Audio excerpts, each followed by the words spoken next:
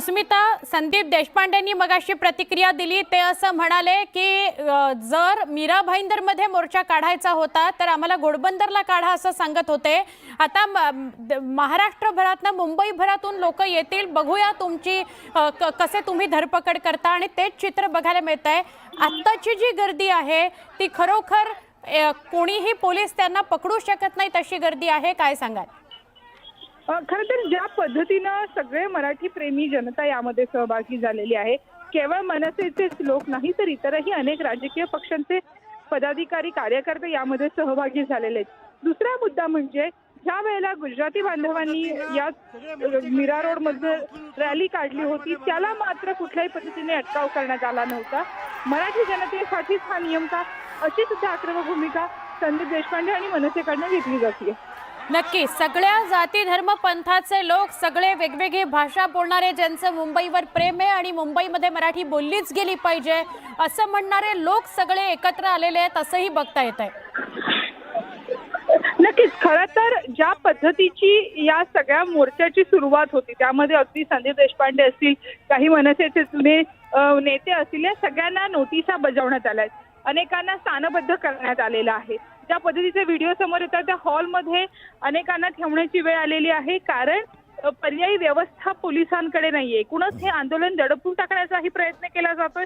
ज्या पद्धतीच्या मनसेकडनं प्रतिक्रिया येतात त्यानुसार बिहारमधील इलेक्शन लक्षात ठेवून कुठेतरी महाराष्ट्रामध्ये अशांतता निर्माण करायची, भाषिक प्रश्न हे जास्त मोठे करण्याचे प्रयत्न केले जात असल्याचा सुद्धा आरोप मनसेकडनं करण्यात येत आहे. त्यामुळे एकीकडे आपण जर बघितलं तर राजकीय दृष्ट्या भाषेचा वापर आणि दोन समाजांमध्ये, दोन भाषिक लोकांमध्ये तेढ निर्माण करण्याचं काम सुद्धा हे गेल्या काही दिवसांमध्ये वाढलेलं आपल्याला पाहायला मिळते. आणि याच सगळ्यामध्ये आपण जर बघितलं तर कायदा आणि सुव्यवस्थेचा प्रश्न हा गंभीर झालेला पाहायला मिळतोय. अनेकांना पोलिसांनी ताब्यात घेतलेला आहे, त्यात महिलांचा सुद्धा समावेश आहे, मराठी प्रेमी जनतेचा समावेश आहे.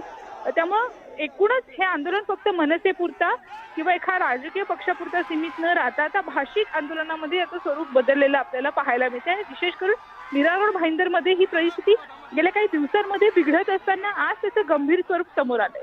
नक्की नक्की. सुष्मिता, अशाच सोबत राहा. अजित मांढरे सुद्धा आपल्या सोबत आहेत.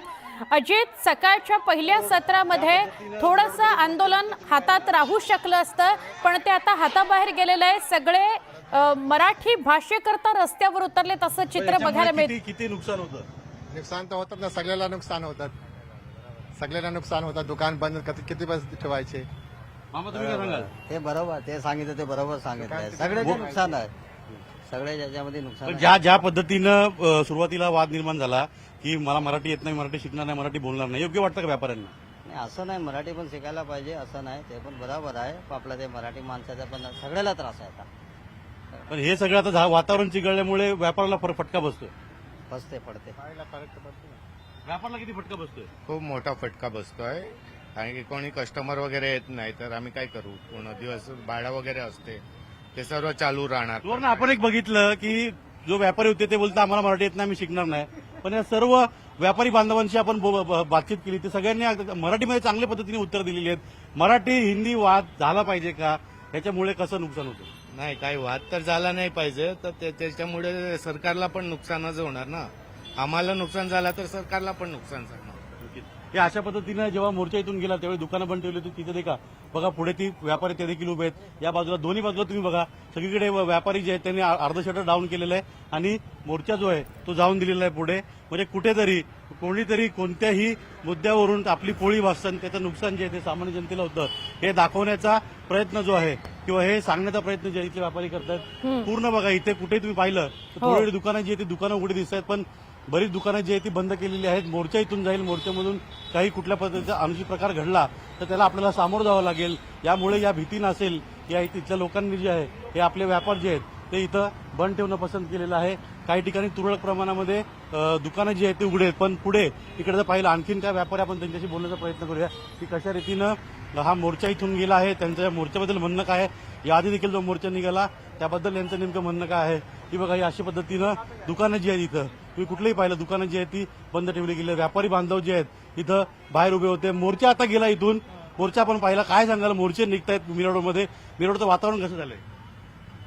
क्या बोलूं इसके लिए, अच्छा है और क्या बोलने का. सिक्योरिटी अच्छा था, कोई प्रॉब्लम नहीं है. एकदम बंद जैसा वातावरण है।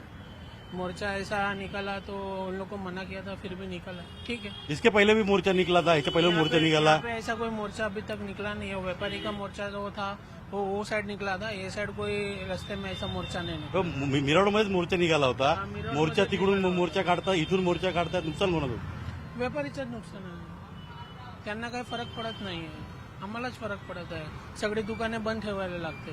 पण तुम्ही व्यापारी आहात, व्यापाऱ्याने धंदा करण्यासाठी सगळ्या भाषा शिकल्या पाहिजे असं तुम्हीच तुमच्या लोकांमध्ये म्हणणं असतं। मग जर इथं मराठी कोणी बोलायचा आग्रह केला तर का बोलली जात नाही किंवा तो विरोध करणं योग्य आहे का?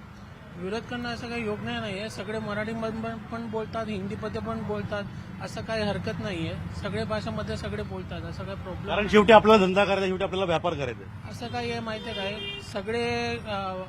सगळे माणसं जे येतात त्यांना मराठी असं काही कंपल्सरी नाहीये बोलायला। कारण काय आहे की जे पण येतात त्यांना मराठी समजत येत नाही, कोणाला येतात कोणाला नाही येतात। आणि आपल्याला व्यापार करायचा, आपण मराठीमध्ये बोलल्या आणि त्यांनी मराठी येत नाही ते दुसरीकडे जात माल करायला। अगदी सरळ भाषेत त्यांनी सांगितलं की जर एखादा व्यापाऱ्याकडे कुठला व्यक्ती आला आणि तो बोलला की मी जर मराठीमध्ये बोलला आणि त्याने मराठीमध्ये बोलणं टाळलं व्यापाऱ्याने, तर ते जी लोक आहेत, जे ग्राहक आहे दुसरीकडे जातात। ते अशा पद्धतीने बघा, इथं मोर्चा निघालाय म्हणून सगळी दुकानं जी आहेत ती बंद ठेवलेली आहेत आणि मोर्चा आता पुढे गेलेला आहे।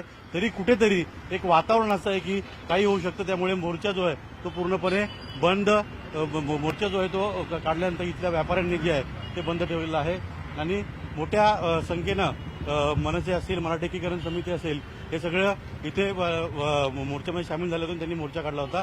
मीरा रोड जे आहे ते आता पूर्वपदावरती यायला सुरुवात झालेली आहे आणि मीरा रोडचं वातावरण जे आहे ते थोडं तणावपूर्ण वातावरण आहे, पण आता मीरा रोड पूर्णपणे पूर्वपदावरती यायला सुरुवात झालेली आहे।